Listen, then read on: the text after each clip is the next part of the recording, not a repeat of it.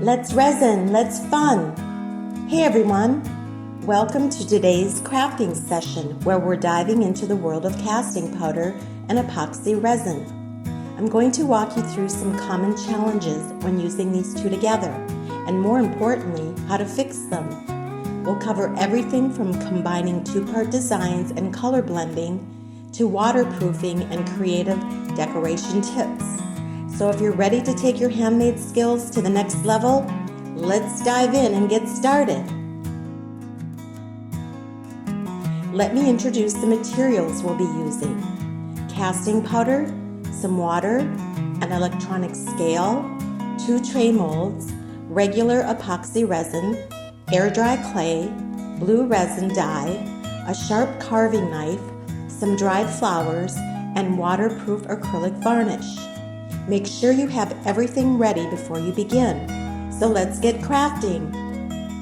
There are 2 simple ways to shape casting powder beautifully. The first method is to take some air dry clay and shape it directly on a round tray mold according to the design you want. Then place it in a well-ventilated area and let it dry for 48 hours. Next, take out the casting powder, water, and the electronic scale. Mix the casting powder and water thoroughly in a 3-to-1 weight ratio. Once fully mixed, pour the mixture into the round tray mold. Once the casting powder in the round tray is fully cured, it's time to bring out the air dry clay to get a well-shaped casting powder piece.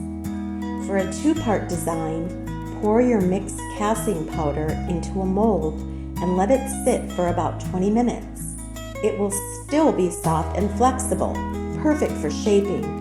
At this point, you can gently break it into 2 parts, but if you wait too long and it's fully cured, you'll need to use a carving knife to cut along the lines of your design. If it doesn't separate easily, carve a little deeper and try again. This trick makes it easier to get clean, neat shapes.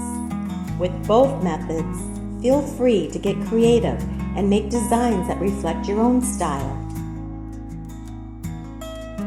Next, take out our regular epoxy resin and mix it in a 1-to-1 ratio by volume. Stir for about 3 to 5 minutes until it's mixed thoroughly. Once the resin is fully mixed, take out the blue alcohol ink and add it to the mixture. Be sure to add the ink gradually in small amounts to prevent the color from becoming too dark, which could cover up the dried flower colors. I added 2 drops for this amount of resin. After thoroughly mixing the resin with the ink, carefully pour it into the mold. You'll only need to fill the mold halfway with the resin at this stage. Then take the prepared dried flowers and carefully place them onto the surface of the resin using tweezers, with the front side facing down. Gently press them into the resin to release any trapped air bubbles. Once the resin is fully cured, mix up a fresh batch of casting powder and pour it over the top. It should cover the flowers completely and be level with the rest of the surface. After it sets, it's time to demold. Let's check out the oval tray. Wow! The flowers look great and the shape turned out beautifully. Now for the round tray. So satisfying. I'm happy with how it turned out. Great job. Since casting powder is naturally absorbent, coasters made from it can crack or mold over time if they get wet. So waterproofing is a must. Now take the acrylic varnish and pour a small amount into the tray. Gently tilt and rotate the tray like this to evenly coat the inner surface with a waterproof varnish. For best results, we recommend applying 2 coats, allowing 2 hours between each application. Finally, let the tray sit for 48 hours to ensure the waterproof coating is fully cured before using it. For the decoration, take out your selected stickers and choose the text design you like. Carefully place the stickers on the white casting powder piece to embellish it.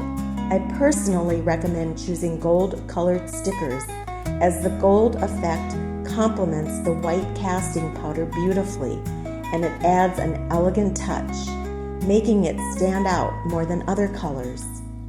And that's a wrap on today's project.